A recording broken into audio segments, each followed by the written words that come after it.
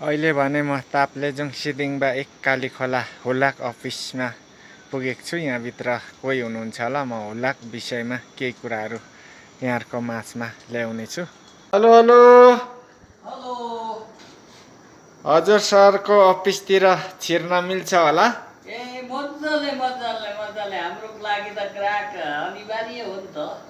यो नेटवर्कको जमानामा, सामाजिक सञ्जालको जमानामा नि हजुरको अफिस खोल्ला देख्दा चाहिँ मलाई अचम्म लाग्यो। होइन, हाम्रो त जमानादेखि चलिराखेको छ यहाँ त हुलाक त।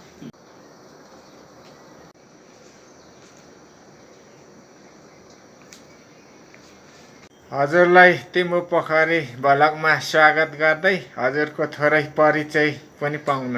धन्यवाद। मेरो नाम टिकाराम सापगाई हो। यो काली खोला अतिरिक्त हुलाकमा म ६२ सालदेखि हुलाक प्रतिनिधि छु। हजुरले 20 वर्षभन्दा धेरै कामहरू गरिसक्नुभएछ। हजुरको सँगैको उमेरको साथीहरू देश विदेश पनि गए, अन्य ठुल्ठुलो जागिरहरूमा पेन्सन पनि पकाए। हजुरको चाहिँ तलब स्केलको विषयमा के छ होला? यो त कुरै नगरौँ। अतिरिक्त हुलाक भनेको नेपाल सरकारको सबैभन्दा कमसल तलब पाइने र खाने हो।